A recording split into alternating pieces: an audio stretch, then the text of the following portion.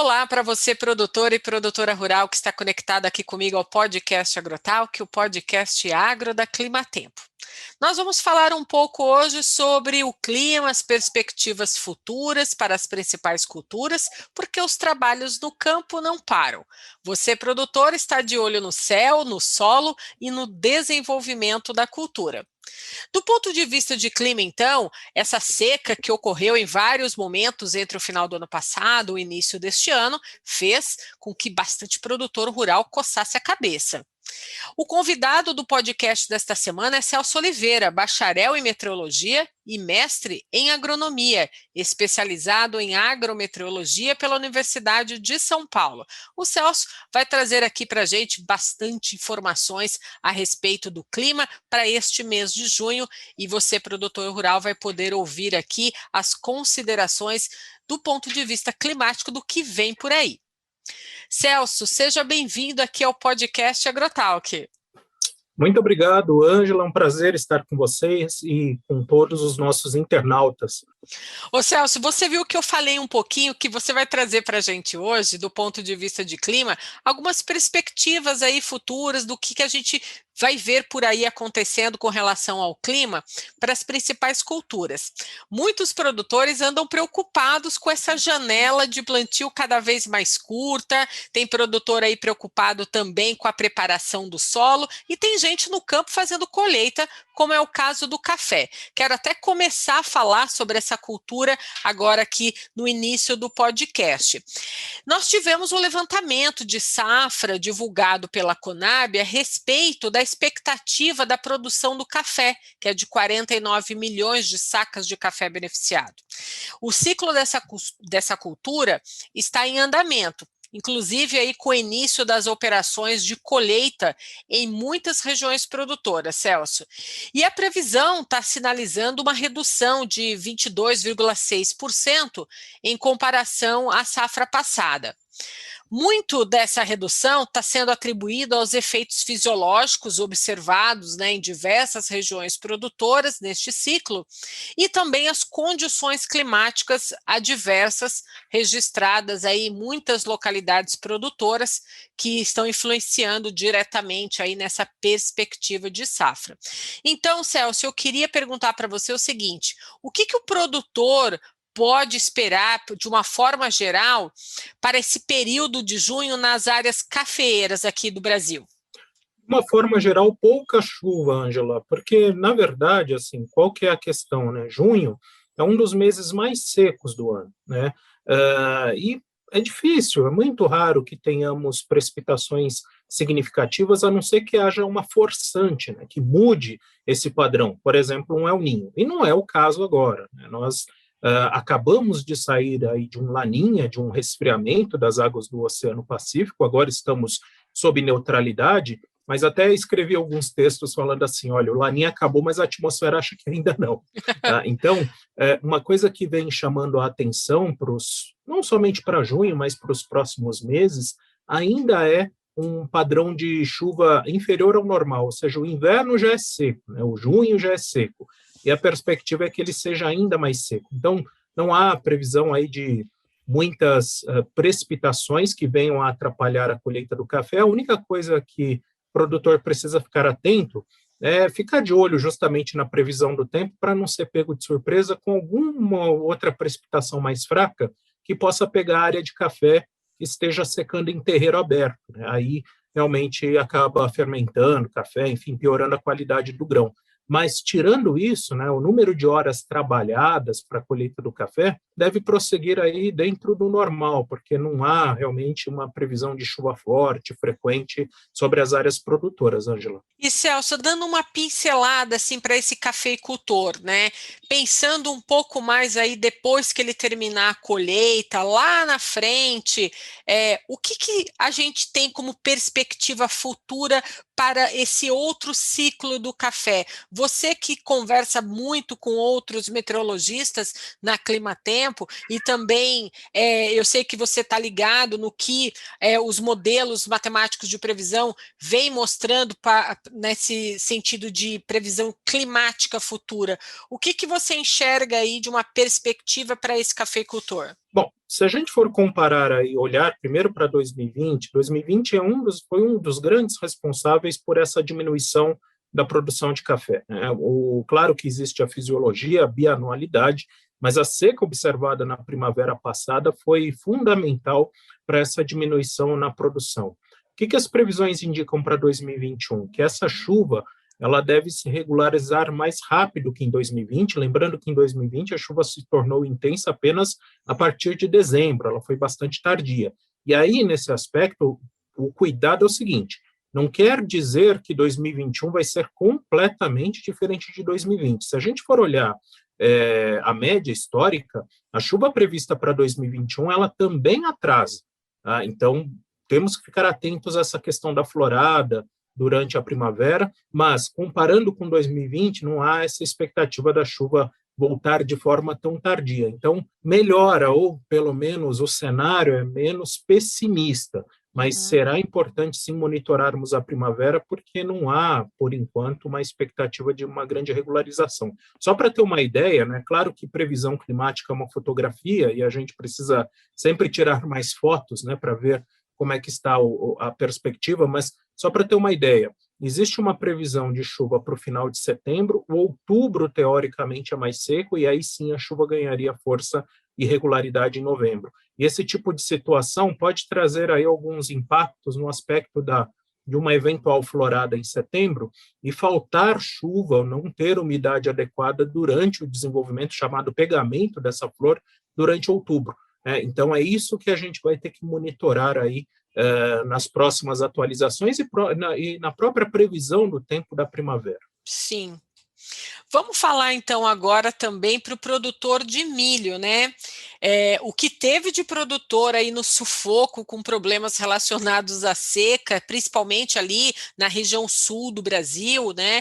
A gente, dentro da Climatempo, recebeu aí muitos feedbacks de produtores rurais apreensivos, esperando pela chuva. Essa chuva que não veio para esse produtor, foi culpa da Laninha? Em parte, sim, né, porque o Laninha ele faz o seguinte, a característica é justamente deixar o inverno mais seco, mas não é só o inverno. Parte das estações próximas, então o outono, final do outono, e também o início da primavera, acabam sendo impactados também por essa diminuição da chuva. Então, é normal em anos de Laninha termos uma demora na regularização. Mas alguns estudos mostram também problemas associados à temperatura do Atlântico, e principalmente no hemisfério norte. No ano passado, tivemos um Atlântico muito aquecido, com atividade, inclusive, de furacão fora do comum, e normalmente, quando isso acontece, o Atlântico Norte ele esquenta demais, ele, digamos assim, ele puxa a chuva justamente para o hemisfério norte, e o hemisfério sul, a América do Sul, acaba sofrendo aí com a diminuição da chuva. Tanto que no ano passado não foi só o Brasil, mas se a gente olha o desvio de precipitação em toda a América do Sul é incrível. Foi negativo em praticamente todo o continente, choveu abaixo da média em todo o continente. E isso não seria explicado somente pelo Laninha, por isso mesmo existe uma soma de fatores. Né? Então, parte dessa diminuição da chuva na primavera passada, sim, é o resfriamento do Pacífico, mas também tem a interferência dos outros oceanos. Sim. E agora que a gente está num período de neutralidade, a gente já comentou isso aqui, a gente já soltou várias matérias no site da Climatempo falando a respeito desse período de neutralidade, que a gente não está mais sob a influência do fenômeno Laninha. A partir de agora, Celso, tem muito produtor rural trabalhando cevada, trigo e até o milho, segunda safra, nos campos. E tem muito produtor rural da região sul preocupado até, inclusive, com geadas, né, possibilidade de neve, a gente está observando aí frentes frias passando, junto com essas frentes frias associado a esse sistema, entradas de massas de ar polar, e o que o produtor rural dessa região precisa saber agora para o mês de junho? Bom, primeiro, com a neutralidade, quantidade de chuva que vai cair sobre a região sul é maior do que o observado em 2020. Mas assim como eu falei que as coisas não mudam da água para o vinho no sudeste, o mesmo vale para o sul. A previsão para os próximos meses é de precipitação ainda assim abaixo da média, porém com acumulados um pouco mais elevados. A preocupação, normalmente, na verdade, assim, como eu disse, né, a atmosfera ela não esqueceu Laninha. E, normalmente, culturas de inverno costumam ser beneficiadas nesse padrão de resfriamento do Pacífico, ou mesmo quando a atmosfera se mostra não tão chuvosa, né? Qual que é o cuidado que o produtor tem que ter, né, principalmente culturas de inverno? É com a geada tardia, porque as condições climáticas são favoráveis. E nesse ano, o que a gente vem observando é que há um atraso aí na instalação das culturas de inverno, a janela é mais larga, bem mais larga do que outras culturas, e isso, de uma forma geral, deve ser até benéfico, porque justamente durante o desenvolvimento da cultura, no desenvolvimento vegetativo, quando ela ainda suporta temperaturas mais baixas, você acaba evitando justamente que essas ondas de frio alcancem estágios mais avançados, florada, enfim. E isso, de uma forma geral, deve ser benéfico para as culturas de inverno da região sul. Com relação ao milho, né, a segunda safra de milho que foi instalada há pouco, agora meio, infelizmente, aquela história do Inês é morta, infelizmente, por quê? Porque as perdas já são significativas. O máximo agora, eventualmente com alguma chuva, você estanca as perdas, mas o milho não se recupera. Isso sem contar as geadas, que já começaram a aparecer no final de maio em algumas áreas produtoras do Paraná, embora de forma fraca, né, e que preocupam também para o mês de junho, porque é normal, à medida que a gente vai caminhando aí para o inverno, que as ondas de frio se tornem mais intensas, mais abrangentes. Então, isso vai ser também uma preocupação agora nas próximas semanas. Celso, na região do Matopiba, né, que é Maranhão, Tocantins, Piauí, Bahia, e a Cealba, Sergipe, Alagoas e também Bahia, essas duas áreas, grandes áreas produtoras, também chamam bastante atenção, né, por causa aí dessa grande produtividade de várias culturas. A gente tem ali plantação também de algodão, nós temos feijão, nós temos também boa parte ali da fruticultura brasileira nessas regiões também. E como vai ser junho para essas áreas ali de Matopiba e Cealba? Matopiba seco, né? Como é comum nessa época do ano, as chuvas no Nordeste elas atingem mais a costa nordestina nessa época do ano, então interior da Bahia, sul do Maranhão, sul do Piauí, Tocantins, no caso, também, com um tempo seco normal para a época do ano. Agora, no Cealba, o que a gente vem registrando é a ocorrência de chuva forte, mas irregular. Para ter uma ideia, existem áreas próximas de Alagoas com uma boa distribuição de chuva observada no mês de maio, mas se você desce um pouquinho na direção de Sergipe, tem produtores de milho reclamando da falta de chuva e com toda razão. Então, o que chama a atenção para o mês de junho é a continuidade desse cenário. Até há previsão de chuva para o Cealba, mas não há garantia de que essa precipitação ela seja bem distribuída nos três estados. E isso acontece por conta da temperatura do Atlântico. A temperatura do Atlântico não está ajudando a trazer chuvas fortes e abrangentes. Já foi um problema no início do ano, a temperatura, justamente essa história que eu comentei, que o hemisfério norte estava mais quente, o hemisfério sul, o Atlântico Sul não tão quente. Isso já fez com que as chuvas no Nordeste fossem irregulares durante a chamada quadra chuvosa, e agora esse efeito também penaliza as áreas do Cealba, o Nordeste da Bahia, Sergipe e Alagoas. Ô Celso, agora eu vou entrar um pouquinho nessa sua área de agronomia, porque eu queria perguntar o seguinte: quando a gente olha assim nesse aspecto da falta de chuva, né, impactando ali no momento do preparo do solo para o desenvolvimento da planta, nesse cenário que a gente está vivendo agora, porque a gente vê que tem muitas áreas onde a frente fria está passando, está levando um pouco de chuva, mas tem áreas no Brasil que a gente vai observando que não cai uma gota de chuva, né? E o produtor está ali preocupado, olhando para o céu. Então, desse aspecto agronômico, a falta de chuva ela impacta bastante nesse preparo do solo para o desenvolvimento da planta? Dependendo do manejo, dependendo da necessidade, sim. Em alguns momentos você precisa fazer esse preparo com um solo mais úmido, pelo menos para que os produtos, né,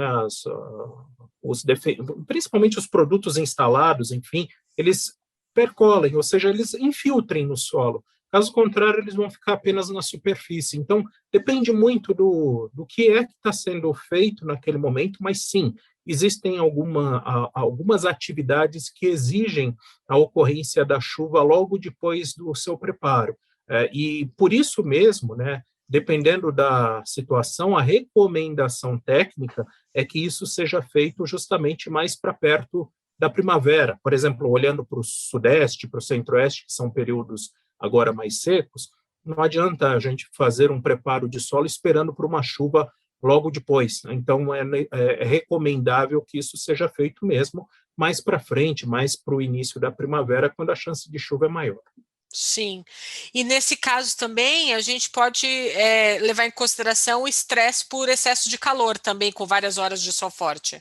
Tem isso, a temperatura alta do solo. Aliás, uma coisa que vem acontecendo nesses últimos anos, que eu tenho tido relatos no Centro-Oeste, até de áreas altas, não é o caso agora, mas vai ser o caso lá na frente durante a primavera, na instalação, é do cozimento de sementes recém-instaladas. Mesmo sob a área de irrigação, né, de pivô, né, com solo úmido, a temperatura do solo, a temperatura do ar estão tamanhas, estão tão altas, que isso tem provocado cozimento. Eu já tive esse relato na região do entorno de Brasília, que tem 1.000 metros de altitude, as temperaturas não costumam ser tão altas, e também no sul do Mato Grosso, em algumas áreas altas ali perto da chamada Serra da Petrovina, que são situações que não eram vistas antigamente. E uma coisa que chama a atenção esse ano, como eu comentei, né, a chuva de setembro, final de setembro ela até volta, outubro enfraquece e volta em novembro. Quando a chuva enfraquece em outubro, é natural que você tenha maior radiação solar e temperaturas altas. Então, isso que era algo que a gente não monitorava antigamente, também vai ser um fator de risco agora nesse ano, né, justamente por conta desses relatos que a gente tem tido aí de temperaturas mais elevadas. Ô Celso, então a gente já está chegando aqui no final desse podcast e para a gente resumir aqui para o produtor rural, a gente vai terminar então maio aí com as chuvas acontecendo mais nos extremos do país, a região central do Brasil mais seca, e nós temos aí esse finalzinho de mês, esse início de junho com a chuva passando pelo sul e também entrando um ar polar aí derrubando um pouco a temperatura, trazendo um pouco de geada aí para várias áreas amplas do Rio Grande do Sul, é isso? Então, qual que é o cenário, né, macro? Vamos pensar assim, talvez não só para junho, mas talvez até para os próximos meses. Primeiro, não é de muita chuva pensando no interior do país, sudeste, centro-oeste, interior do nordeste, chamado Mato Piba, a tendência é de tempo seco para as próximas semanas, próximos meses. Para a região sul, o interessante é que o inverno, à medida que a gente se aproxima do inverno, a quantidade de chuva aumenta. E é essa a expectativa. Embora não seja uma chuva acima da média, mas o volume que vai cair sobre a região agora em junho é maior do que o observado em maio. E com relação às quedas de temperatura, naturalmente, elas devem se tornar mais intensas e frequentes, principalmente no Rio Grande do Sul e Santa Catarina, e, claro, com a formação das geadas, eventualmente até alguma queda de neve na Serra Catarinense, não é algo descartado, mas está tudo dentro daquilo que você espera mesmo para um final de outono e início do inverno. Não há expectativa de anomalias, de desvios muito significativos sobre a região sul do Brasil, principalmente entre o Rio Grande do Sul e Santa Catarina. Então a gente pode dizer que vai ser um inverno, assim, já prevendo aí um pouco, falando do inverno da nova estação, que começa em breve, isso está sendo projetado um inverno dentro da normalidade da estação. Isso, está sendo dentro da normalidade da estação e, assim, normalmente no inverno, né, as maiores novidades meteorológicas ficam restritas à região sul, Sim. Justamente porque boa parte do Brasil tem um padrão seco, e aí por isso que a gente fala mais da região sul. E uma novidade aí comparado ao ano passado, que a gente vem percebendo, é a possibilidade de chuvas mais fortes na fronteira do Rio Grande do Sul com o Uruguai. Isso vai ser importantíssimo para arroz, que vai ser instalado lá na frente em outubro. Porque, embora a produtividade do arroz no Rio Grande do Sul tenha sido muito boa já nesse ano, nessa última safra, a quantidade de água nos reservatórios foi mais baixa, né? Então limitou a instalação. E a perspectiva para esse inverno é que a gente tenha mais chuva nessa região. Então, uma boa notícia para as áreas produtoras de arroz, e uma expectativa de um inverno realmente dentro da sua normalidade, um pouco mais úmido do que o ano passado, e como a gente comentou, de uma forma geral favorável para as culturas de inverno. Tá certo. Celso, eu gostaria de agradecer a sua participação aqui no podcast AgroTalk. Espero rever você novamente aqui em outras oportunidades, trazendo para a gente essa informação em primeira mão para o agricultor brasileiro. Muito obrigado pela oportunidade, Ângela, e eu fico à disposição para justamente tirarmos dúvidas, conversarmos com os nossos internautas, com os nossos produtores. Obrigado. Até a próxima, Celso. Até a próxima.